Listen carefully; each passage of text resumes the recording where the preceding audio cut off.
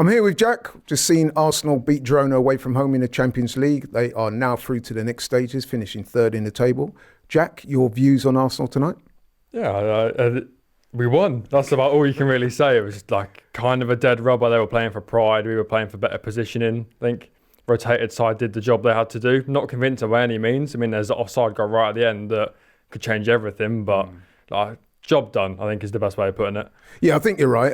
In terms of the performance, some people will say we scraped through. Now, I didn't quite see it like that. I mean, don't get me wrong, we weren't like overly convincing. But I think we were clearly the better team tonight, yeah? I think we were the better team and we definitely controlled the game. But I think, like other people have said on their fan cams, it's like that sucker punch. If that Nwaneri goal was onside by an inch, we walk away to a wall when it's, we had all the possession, all the chances. But Drew, and that's kind of been the story of Arsenal this season, just not putting games to bed, and could have come back to bite us, didn't. So we move on into the knockouts, which is, I think if you offered everyone at the start of the season, you'll get through in that top 8 fairly comfortably with no dramas, and then everyone would have taken it.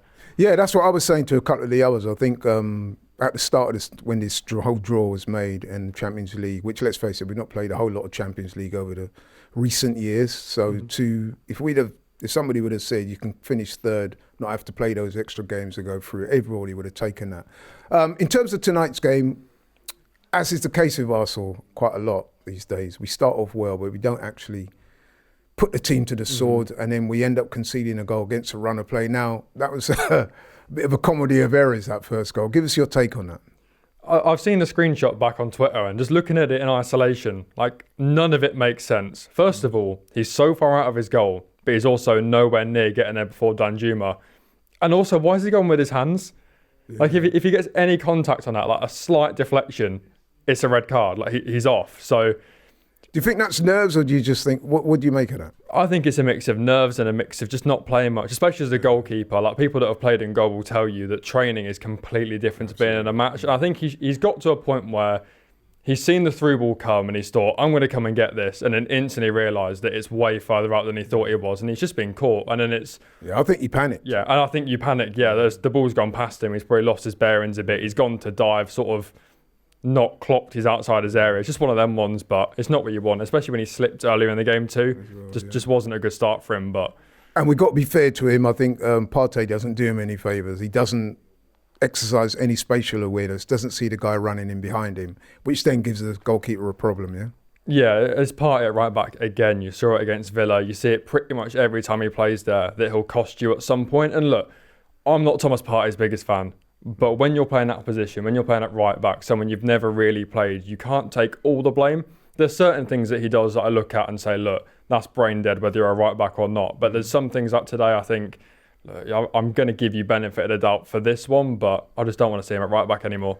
No, you're right. I mean, the Villa game was another mistake that he made, where he allowed, a bit like tonight, where he let somebody just ghost in behind him, didn't see him, and it cost us a goal. I think that was against Villa, where he wasn't playing at right back in that game. But anyway, I think he was right back against Villa because Saliba was out, so Timber went centre back. Oh yes, you're right. It was one of them ones where I think he's seen the cross come in and thought, let me play offside and stand. Whereas any defender knows that if you're in your own area and the cross has come in, don't stand. Like, just go and track your man. And again, that's the thing of, he's not a right back. If he's a midfielder, maybe he waits and lets the guy run offside, or pass him on to the centre back behind him, and he's just completely lost himself. But again, this Partey right back experiment just isn't working. Yeah, definitely not working. Definitely don't want to see that anymore, especially on Sunday. But we did get back into the game courtesy of a penalty, which, incidentally, to be fair to Partey, he won that penalty. Yeah. So to be fair to him, he did well with that.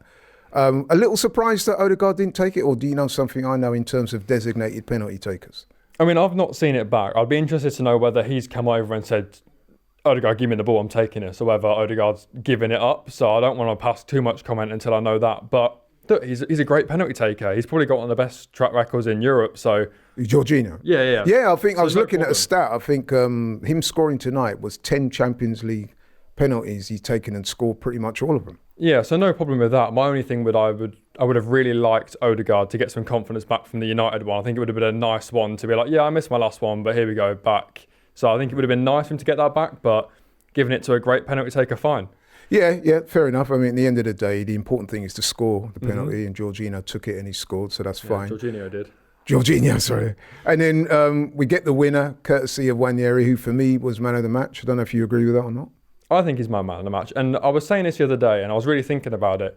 In my lifetime, I think Ethan Nwaneri is one of the best things I've seen come out of our academy, fresh out the box. Yeah. I'm not saying he's like the most talented or the most potential, but to come straight from the academy and deliver the excitement straight away, it's probably one of the best I've seen in my lifetime. I don't know about you. Like, Saka came through and was better than what we had and was great, but he's developed into this world-class player. Whereas Nwaneri, straight out the box, is pushing to start in a very good team. For me, one of the best things I've seen. No, I agree. I'm a big fan of his already.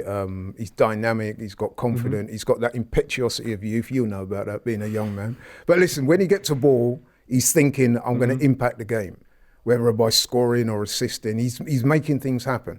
And in this team, which has been accused, let's face it, of being a bit too controlled, you need that, right? Oh, 100%. And it's something that Arsenal have lacked so much. And when you get young players, a lot of the time it's, I'll get the ball when I think. Like, does the captain want it or does the striker want it? Because I'm the young player, so let me just do the right thing. But he's like, no, I'm getting the ball. I know I can cut in and score, so I'm going to do it. And he reminds me so much of a young Phil Foden. Again, I'm not comparing talent, I'm not comparing ability, but just the profile of the way sort of right wing / 10, always wants the ball, cuts in, whips it on his left foot. He just reminds me stylistically so much of him. And I think that's a good comparison. I think Foden's an excellent player. We've seen that, but I definitely think Nwaneri, given his age as well, he's definitely going places. Oh, 100%. Yeah, man, he's really exciting and definitely one to watch for the future. In terms of the win, like we said, got through to the next stage. How confident are you that Arsenal can go on and make a real meaningful challenge for this Champions League? I mean, I've seen what our potential quarter-final looks like, and if I'm not mistaken, it's looking like it'll be City, Madrid, Bayern, one of those. So, not great, but look, Arsenal fans always talk. Everyone says, Chelsea have won Champions Leagues, United have done it, City have done it, and Arsenal haven't. So if we want to do that, we have to beat the best. We can't say, can we scum our way a nice easy run and win it? If we want to be a team that can say we've won the Champions League, we've got to go out and beat the best. So bring it on, and hopefully, whether I'm confident or not, I'm not sure, but bring it on. Yeah, I'm with you on that. Listen, man, I think the way we're playing it in the Champions League, it seems to suit the Champions League. Maybe a little bit more than the Premier League, I've argued. But anyway, talking the Premier League, we have to focus now on the game on Sunday. Massive game against Man City. A lot of needle and grudge in that game as well. How are we fixed? How confident are you that we can get a result on Sunday? The result we want, which is a win. I'm genuinely not sure. I think I said it in the watch along. The irresistible force versus an immovable object. Yeah. For me, it's the complete opposite of that. It's the Man City defence that seems to give you goals versus the Arsenal attack that can't take gilt-edged chances. So I think it's just going to be whoever can come out on top in whatever chaos that game brings wins. No, I'm with you, man. I think it's going to be a scrap, I don't think the game is going to be of great quality. But it's not going to be an Arteta, Guardiola tactico fest. It's just going to be, if City make a mistake at the back, do Arsenal actually capitalise? And then whatever happens at the other end, can Saliba and Gabriel lock up Haaland? Yeah. And I've got them words ringing in my head. Remember at the end of the game, when we played City earlier in the season, Gabriel said, "See you at the Emirates." There's a bit of, there's a bit of feeling to that. It's nice. It's a proper rivalry now that's appearing. I know, like City and Liverpool had a great rivalry, but there was so much respect between Klopp and Guardiola, and they were like best mates. Whereas this is like, there's so much actual dislike I feel growing between the two teams, which is nice. I think it's what Arsenal have missed for a while. Yeah, man. I mean, I was saying to one of the other guys that for me, the Arsenal-Man City, to me, has kind of surpassed in terms of rivalry the Arsenal-Man United in terms of just sheer hatred or dislike.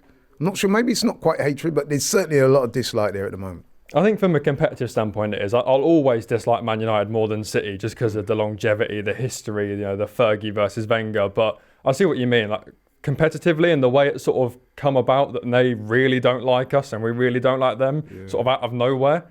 Because it was always like, we don't like the London clubs and we don't like United, but City and Liverpool, we don't really mind. And somehow we've just developed this rivalry with them as well, which is... Yeah. So every game's a grudge match now in the Prem. And give us a prediction. I think we'll scrap out a 2-1 win. Yeah. Well, I hope you're right. But thanks, Jack. Cheers.